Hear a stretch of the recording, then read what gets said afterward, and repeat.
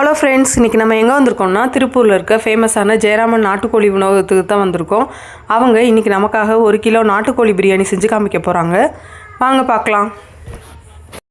1 kilo வேகிற மாதிரி நல்லா அகலமான பாத்திரமாக எடுத்திருக்காங்க.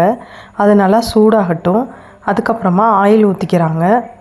இவங்க கடையில் நாட்டுக்கோழி பிரியாணி, சிந்தாமணி வறுவல், நாட்டுக்கோழி குழம்பு இது எல்லாமே ரொம்பவே ஃபேமஸ். திருப்பூர் வந்தால் கண்டிப்பாக ஒரு வாட்டி ட்ரை பண்ணி பாருங்கள், ரொம்பவே சூப்பராக இருக்கும். அதுக்கப்புறமா எண்ணெய் நல்லா சூடான பிறகு 1 கிலோவுக்கு தேவையான பிரியாணி இலை, ஏலக்காய், பட்டை எல்லாத்தையும் போட்டுக்கிறாங்க. இது நல்லா ஃப்ரை ஆன பிறகு நல்லா கைப்பிடி அளவு எடுத்து வச்சுருக்காங்க புதினா. அந்த புதினாவை போட்டுக்கிறாங்க.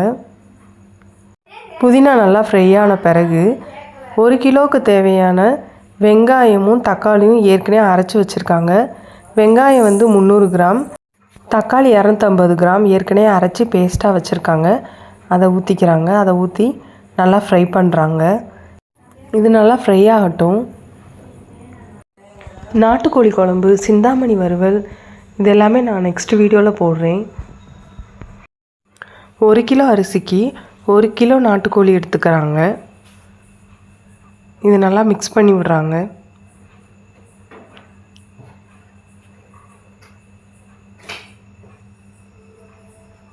அதுக்கப்புறமா தேவையான அளவு உப்பு போட்டுக்கிறாங்க. உப்பு போட்டு நல்லா மிக்ஸ் பண்ணிக்கிறாங்க. நாட்டுக்கோழி கிடச்சா இந்த மாதிரி பிரியாணி ஒரு வாட்டி ட்ரை பண்ணி பாருங்கள், ரொம்பவே சூப்பராக இருக்கும். 2 டீஸ்பூன் கறி மசால், 1 டீஸ்பூன் சில்லி பவுடர் போட்டுக்கிறாங்க. போட்டு நல்லா மிக்ஸ் பண்ணி விட்டுக்கிறாங்க. இது நல்லா ஆயிலே ஃப்ரை ஆகட்டும்.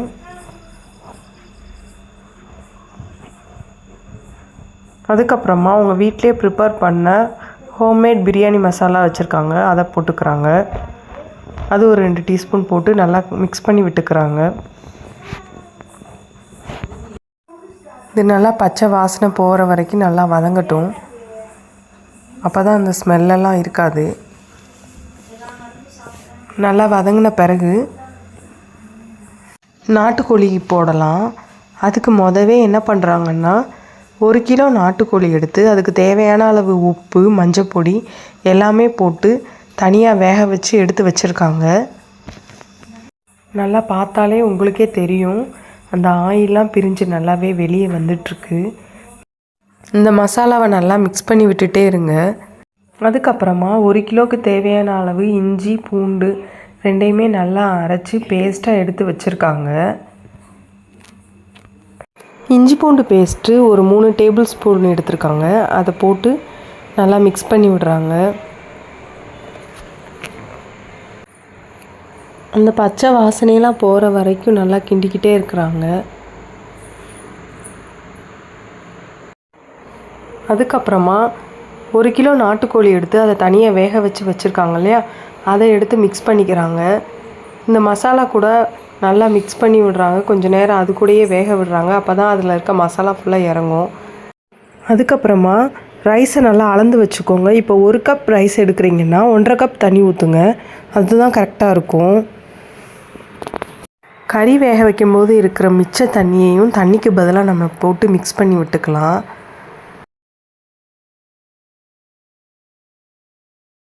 ரைஸுக்கு ஏற்ற மாதிரி தண்ணி ஊற்றி அதை ஃபுல்லாக நல்லா மிக்ஸ் பண்ணி விட்டுக்கிறாங்க. உப்பு ஏற்கனவே போட்டுட்டோம், அதனால் இப்போ போட வேண்டாம். ஏற்கனவே கறி வேக வைக்கிறதுல வேறு நம்ம உப்பு போட்டிருப்போம். அதனால் பார்த்து போட்டுக்கோங்க அந்த உப்பு மட்டும், இல்லைன்னா ரொம்ப உப்பாக மாறிடும். தேவையான அளவு தண்ணி ஊற்றியாச்சு. இப்போ இது நல்லா கொதிக்கட்டும். அது வரைக்கும் நம்ம வெயிட் பண்ணலாம். அதுக்கப்புறமா ரைஸ் போட்டுக்கலாம். இப்போ நல்லா கொதிச்சிருச்சு. இப்போ அந்த ரைஸை போட்டுக்கிறாங்க.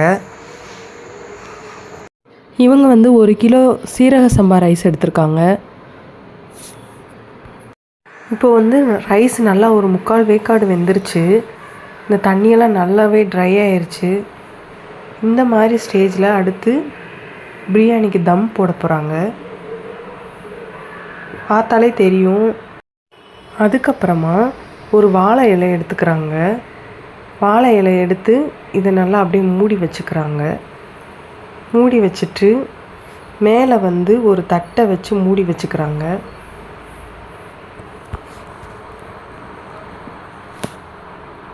அதுக்கப்புறமா கீழே வந்து தோசைக்கல் வச்சு அதை அடுப்பை சிம்மில் வச்சுட்டு பாத்திரத்தை அது மேலே தூக்கி வச்சு வெயிட் வச்சுக்கிறாங்க. இந்த மாதிரி 5 நிமிஷம் வைக்கிறாங்க. அதுக்கப்புறமா அடுப்புலேருந்து இறக்கி அதை அப்படியே கொஞ்சம் நேரம் விட்டுடுறாங்க. அந்த சூட்லேயே நல்லா வெந்துடுது அரிசி எல்லாமே. அதுக்கப்புறமா நெய் ஊற்றி கிளறி விடுறாங்க. கிளறி விட்டதுக்கப்புறமா அவ்வளோதான், சுவையான நாட்டுக்கோழி பிரியாணி நமக்கு ரெடி ஆயிடுச்சு. வீடியோ பிடிச்சிருந்தால் லைக் பண்ணுங்கள், சப்ஸ்கிரைப் பண்ணுங்கள். தேங்க்யூ.